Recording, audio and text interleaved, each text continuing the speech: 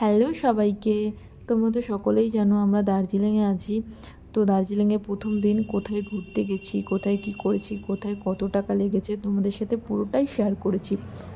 তো এটা হচ্ছে দ্বিতীয় দিন, ঘোরার উদ্দেশ্যে বেরিয়ে পড়েছি। দ্বিতীয় দিনের জার্নিটা অনেকটাই ছিল, যেহেতু 1.5-2 ঘন্টা জার্নি করে আমরা সেই লামাহাটায় যাচ্ছি। এটা যাওয়ার পথে যাই হোক তোমাদের সাথে পুরোটাই শেয়ার করব। দ্বিতীয় দিনের কপালটা আমাদের অনেকটাই খারাপ ছিল।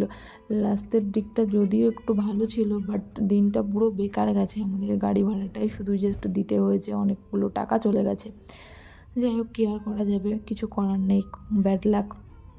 তো যেহেতু আমাদের অনেকটা জার্নি করতে হবে, আগের দিন যেহেতু প্রচুর ক্লান্ত, অত ঘোরাঘুরি করে গিয়েই ঘুমিয়ে পড়েছিলাম। সন্ধ্যাবেলায় যে একটু ম্যালের দিকে বার হবো, কেনাকাটা করবো, সেইটুকু শরীরে শক্তি ছিল না, সেই জন্য তাড়াতাড়ি ঘুমিয়ে গেছি।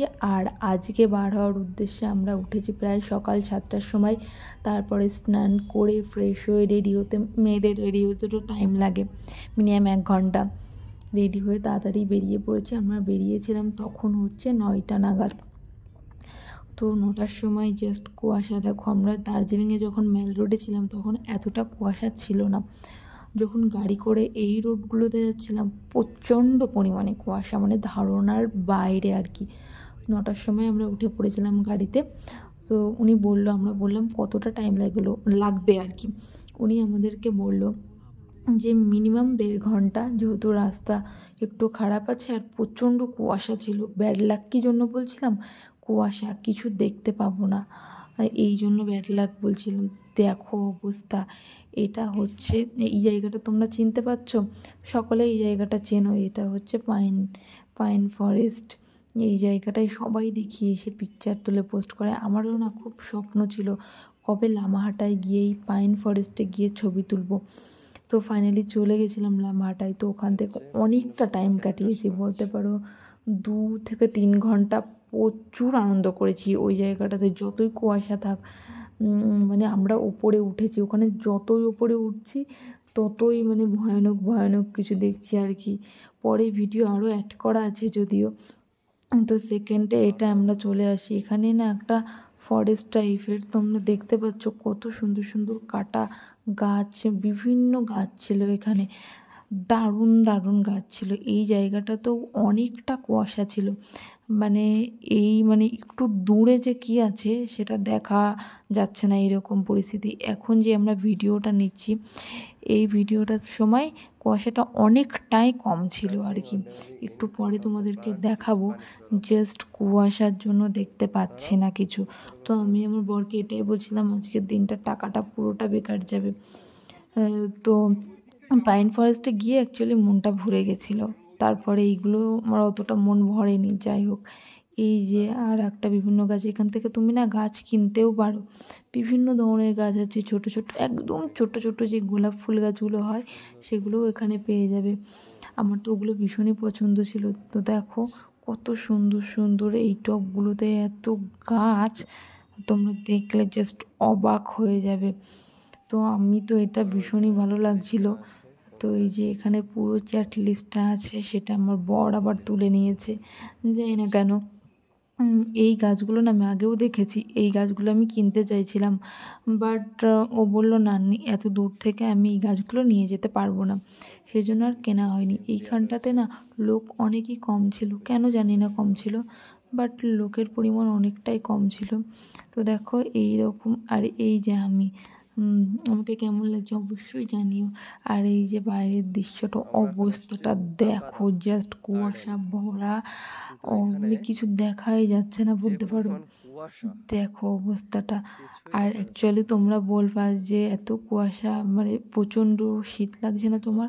সত্যি কথা বলতে কুয়াশা তোমরা ঠিকই দেখছো, বাট অতটা ঠান্ডা না।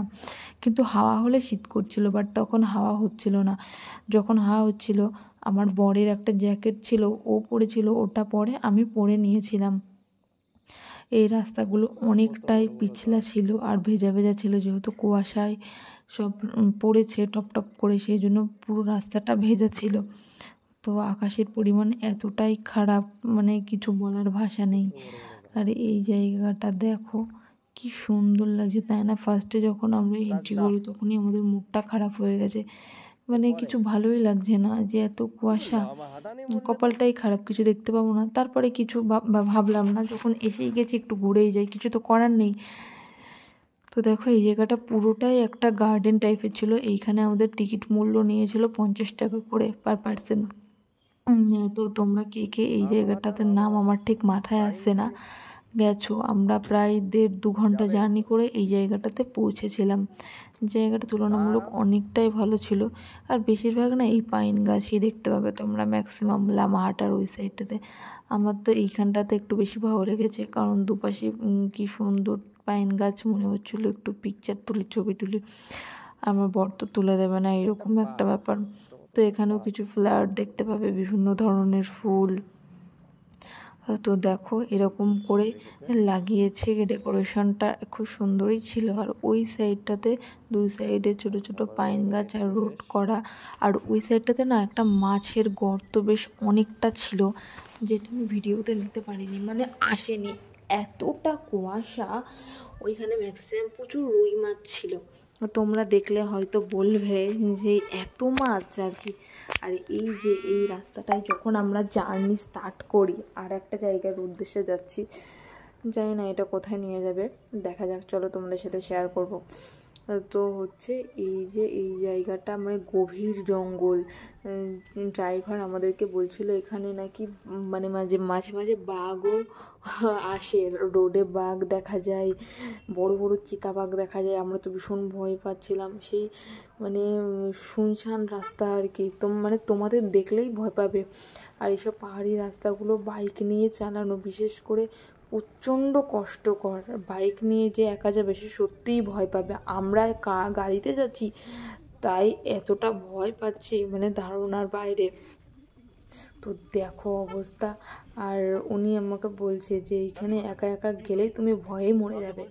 সত্যিই জায়গাটা ওই রকমই ভয়ানক ছিল। যাই হোক, ড্রাইভারটা অনেক ভালো বিহেভিয়ার ছিল, আর খুবই রিজনেবল প্রাইসের মধ্যে আমাদেরকে 3 দিন ঘুরিয়েছে।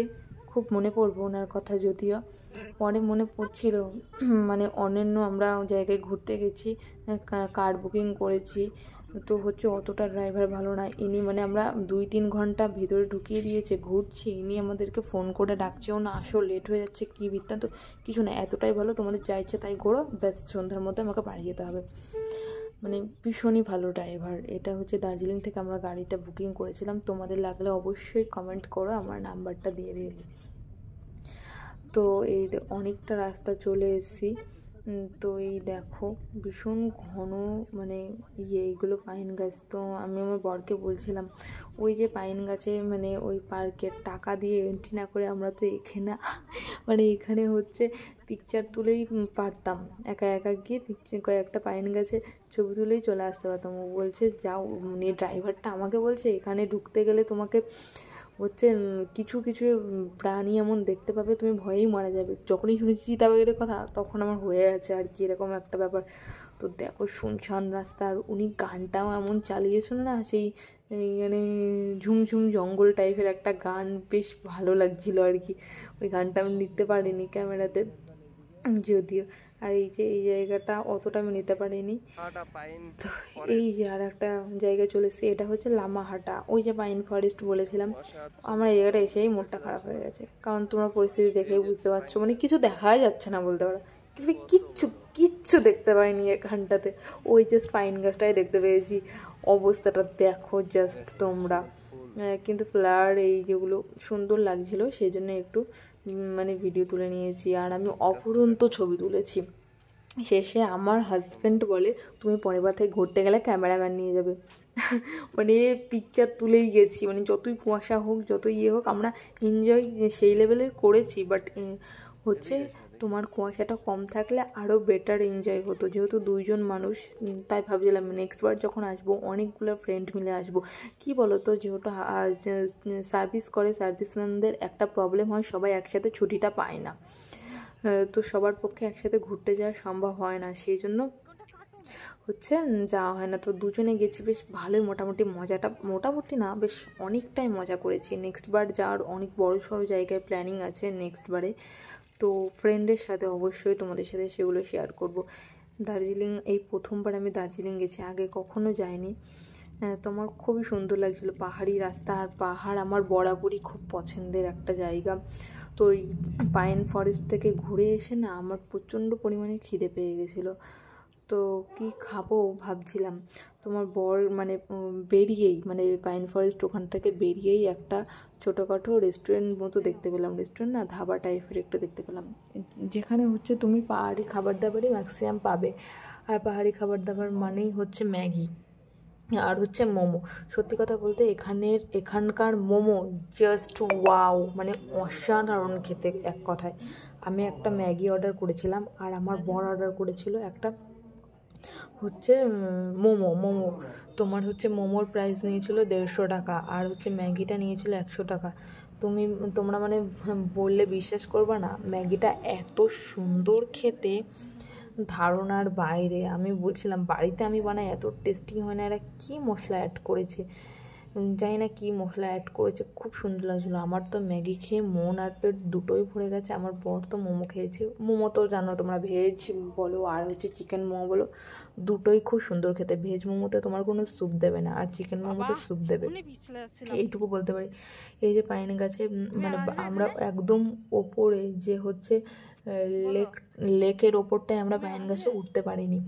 তো হচ্ছে আমরা মানে খাওয়ার পরে এখানে আবার এসেছিলাম, যদিও ওই নিচ দিয়ে এসেছিলাম। এখানকার টিকিট মূল্য তোমার 20 না 30 টাকা এরকম সামথিং কিছু নিয়েছিল। তো আমার রাস্তা দিয়ে এতটা ক্লান্ত আর প্রচণ্ড কষ্ট হচ্ছিলো এই পাহাড়ি রাস্তায় উঠতে, পাইন ফরেস্টের একদম উপরের লেকে আমরা উঠতে পারিনি। তো কীভাবে নিচে নামবো, শর্টকাটের রাস্তায় চলে গিয়ে আমরা তো একদম মানে ভুল রাস্তায় চলে গেছিলাম। তো সেইখান থেকে বেরিয়ে আবার ভালো রাস্তায় এসে শেষে বেরিয়ে যাই আমরা, অবস্থা আমাদের একদমই খারাপ হয়ে গেছিলো। তারপরে এটা বাড়ি যাওয়ার রোডে আরও অনেক জায়গায় ঘুরেছি, বাট সেগুলো ভিডিও নিতে পারিনি কুয়াশার জন্য, সেগুলো তোমরা দেখলে কিছু বুঝতেও পারতে না। তো বাড়ি যাওয়ার সময় মানে এই তখন বাজে বেলা হচ্ছে 4:30-5টা এরকম। ভাবলাম একেবারে ভাত খেয়েই যাই রুমে, আর আসবো না। সন্ধ্যাবেলা যদি বার হই একটু কেনাকাটা করে ম্যাক্সিমাম একটু ছোটোখাটো কিছু মোমো কিংবা চাউমিন ওখানে খাওয়া দাওয়া করে বার হতে আমাদের প্রায় সন্ধ্যা হয়ে গেছিলো। এটা হচ্ছে মেল রোড, দেখো সন্ধ্যার টাইমটায় কত জমজমাট না। তো আমরা রুমে গিয়ে একটু রেস্ট নেব 2-1 ঘন্টা, তারপরে বার হবো, যেহেতু বাড়ির জন্য একটু কেনাকাটা করব, তেমন কিছুই না। তো ভিডিওটি কেমন লাগলো অবশ্যই জানিও। এখনকার